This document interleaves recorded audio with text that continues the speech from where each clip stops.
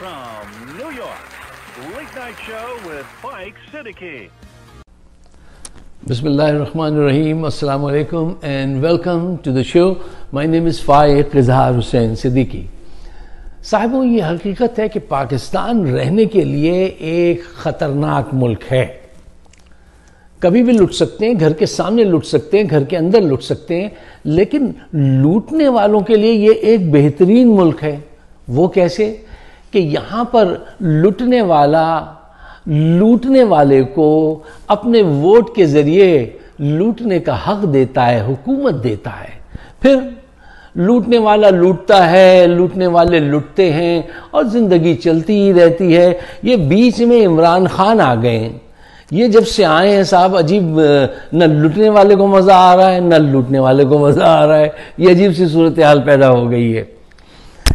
साहिबों, जिस तरह सांप की बेशुमार अक़साम होती हैं, इसी तरह पाकिस्तानी सियासतदानों के बेशुमार रूप हैं।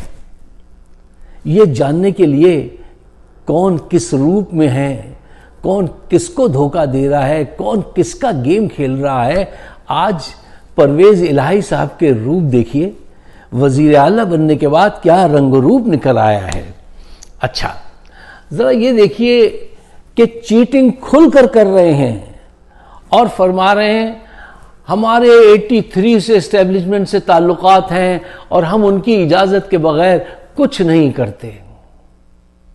ज़रा देखिए, ये इनको शर्म नहीं आई। ये पॉलिटिशियन हैं और खुल के कह रहे हैं कि हम बगैर एस्टेब्लिशमेंट के कोई काम नहीं कर सकते, हम नहीं करते। बहुत खूब। अच्छा साहब, परवेज़ इलाही जब से एस्टेब्लिशमेंट से मिलकर आए हैं, उनके मौक़िफ़ कैसे बदल रहे हैं, ज़रा ये देखिए। फरमा रहे हैं बुज़दार ने हमारे 4 साल बर्बाद कर दिए। जब बुज़दार वज़ीर आला थे तो इमरान से परवेज़ इलाही कहा करते थे ये बहुत ईमानदार आदमी है, इसको मत हटाना। उस वक्त बहुत सारे लोग कहते थे कि बुज़दार को हटा दो, ये कहते थे मत हटाओ। क्यों? बुज़दार से इन्होंने यारी कर ली थी और वो इनके सारे काम आसानी से कर दिया करते थे। आज उस मासूम को ये यहाँ पे एक्यूज़ कर रहे हैं। अच्छा, इन्हें कोई शर्म नहीं है कि ये सियासतदान होकर फ़ौज से हुक्म लेते हैं। वो तो खुल के ये बात कह देते हैं। मतलब अगर इतनी फहाशी से ये बात ये कह सकते हैं सरेआम कि हाँ हमारे ताल्लुकात हैं, हम उनके बगैर कुछ नहीं करते, कुछ नहीं कर सकते, तो बस इनकी यही हालत है ज़हनी तौर से कि जहाँ जर्नैल हुक्म दे ये वहीं पे मुजरा शुरू कर दें। ये उस जहन के मालिक हैं। साहिबों, ज़रा इनकी जहानत देखिए। पहले इमरान से कहते थे कि हम 1 मिनट में असेंबली तोड़ देंगे, ये आपकी अमानत है। अब फरमा रहे हैं कि वो मिनट जो है वो 4 माह के बाद आएगा। इनका 1 मिनट जो है वो 4 माह के बाद आएगा, वो मिनट जिसमें ये असेंबली तोड़ेंगे। देखिए, परवेज़ इलाही जो हैं वो जहनों के इंजीनियर हैं। जो बात इस्टेब्लिशमेंट ने उन्हें समझाई कि इमरान से ये बात मनवानी है कि इलेक्शन फौरी तौर पे नहीं हो सकते और ये काम तुम्हें करना है, और इन्होंने ये काम किस महारत से किया, ज़रा उसको देखिए। अपना नुक्ता निगाह इमरान के सामने ऐसे पेश किया कि वो इमरान को अपना नुक्ता निगाह नज़र आने लगे। इमरान से बोले, खान साहब 4 महीने और मिल जाएं तो हम पंजाब में बहुत सारा काम कर लेंगे और हुकूमत इन 4 माह में कोई ना कोई गलतियां कर लेगी तो हम दोनों तरफ से फ़ायदे में रहेंगे।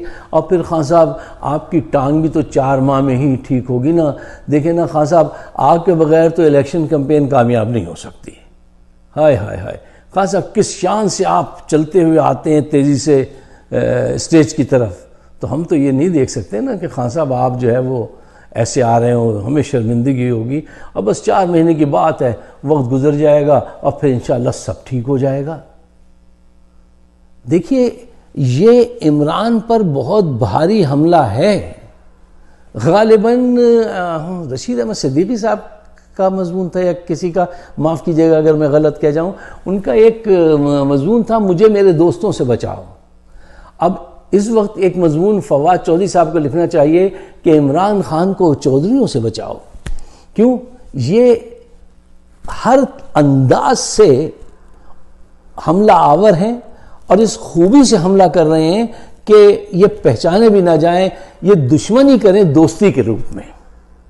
یہ بات ہے. اچھا، میں آپ سے کہہ رہا تھا کہ یہ نفسیاتی حربے استعمال کر رہے ہیں عمران خان پر. دیکھیے، عمران خان پر ہر طرح کی قاتلانہ حملے سے لے کے ذہنی نفسیاتی حملے تک جاری ہیں.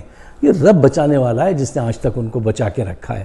ایک نفسیاتی اس میں ایک شارٹ سٹوری تھی، وہ اس کو ذرا اپنے پیش نظر رکھیے گا کہ بڑی مختصر سٹوری تھی کہ ایک بادشاہ کے کئی بیٹے تھے. اس کا ایک بڑا چہیتا بیٹا جو تھا اس کو یہ مسئلہ ہو گیا، ذہنی مسئلہ، کہ وہ کہنے لگا میں بطخ ہوں، اور وہ اپنے سارے کپڑے اتار کر کھانے کے وقت جا کے ڈائننگ ٹیبل کے نیچے بیٹھ جائے کہ میں تو بطخ ہوں.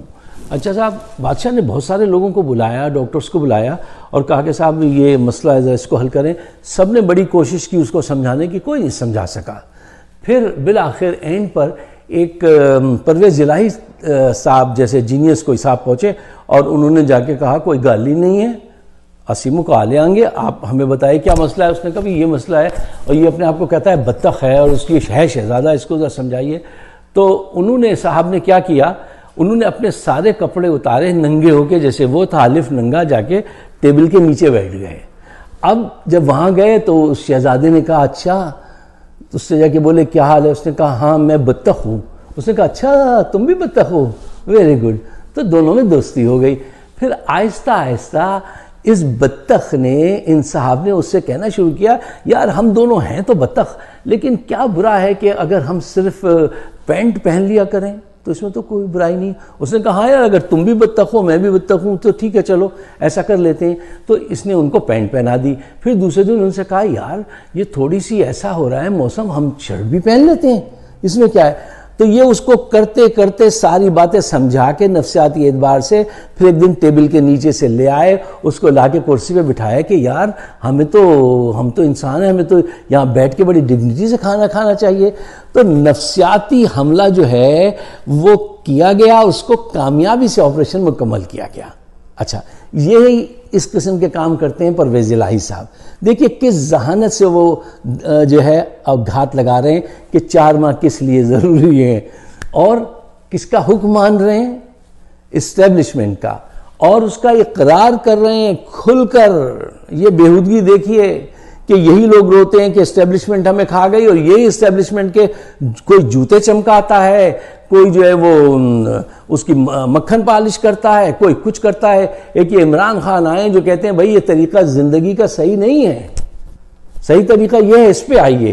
ان کو مشکلات دیکھنی پڑ رہی ہیں. اچھا صاحب، یہ دیکھیے کہ پرویز الہی صاحب جب سے ان سے مل کر آئے ہیں وہ اور بہت سارے کام جو ہیں وہ بھی ان کے لیے کر رہے ہیں اور کرتے رہیں گے. اس میں سے کچھ اہم کام میں آپ کو بتاتا ہوں.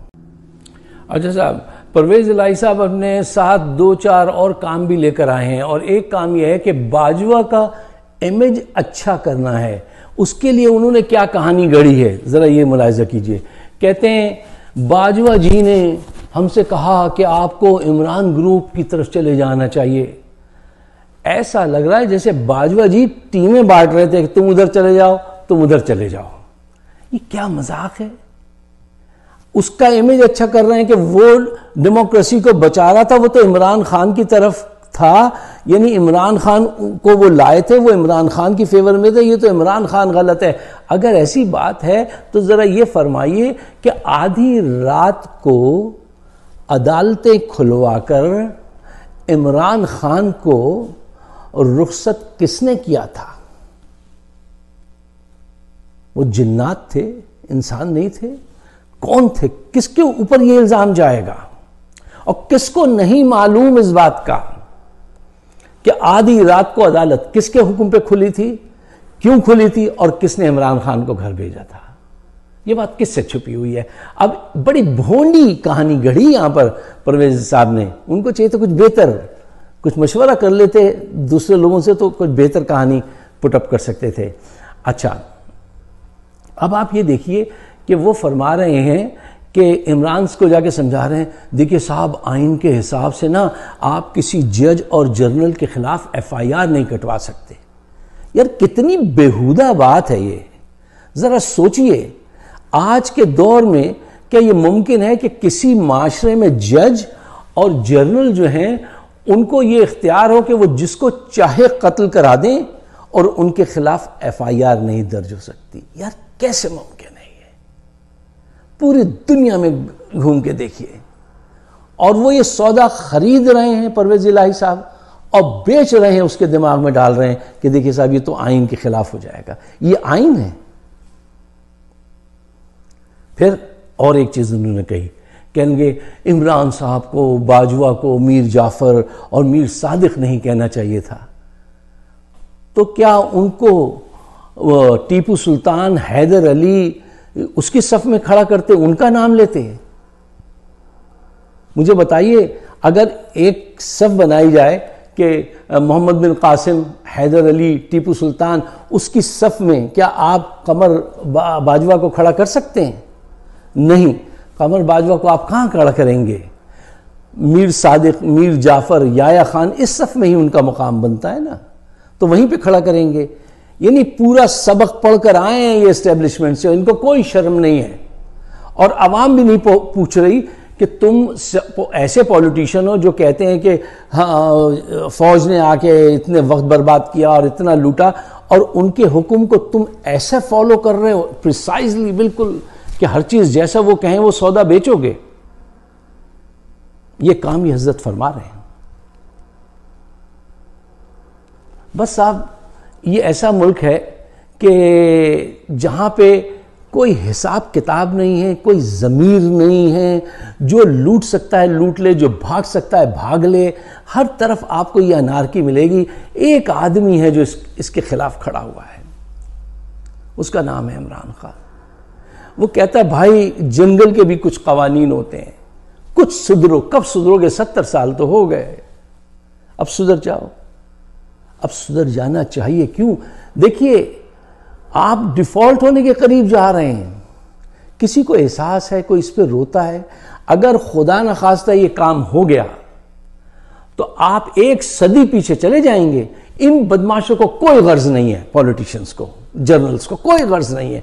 ان کی زندگی تو ویسے ہی رہے گی. ان کے تو ملینز آف ڈالر باہر رکھے ہوئے ہیں. ہاں درمیانہ اور لوور کلاس طبقہ جو ہے وہ اور مزید غربت کے پنجوں میں چلا جائے گا. اور یہ طبقہ اٹھتا نہیں ہے، بہت مشکل سے تھوڑا سا جاگتا ہے پھر سو جاتا ہے. میں نے شروع میں کہا نا کہ لٹنے والا بھی مطمئن تھا، لٹتا جا رہا ہے. لوٹنے والا بھی، یہ بیچ میں عمران خان آ گئے. انہوں نے آگے کہا بھائی یہ لوٹنے اور لٹانے کا سلسلہ بند کرو، ایک اچھے مسلمان بنو، آؤ ریاست مدینہ کی بنیاد رکھیں، انصاف کی، ویلفیئر اسٹیٹ بنائیں، لوگوں کا خیال کریں.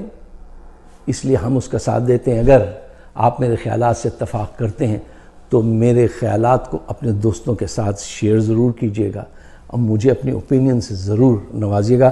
ہمارا چینل ہے فائق صدیقی شو یوٹیوب پر، اگر آپ سبسکرائب کریں تو بڑی عنایت ہوگی. بہت شکریہ. خدا حافظ.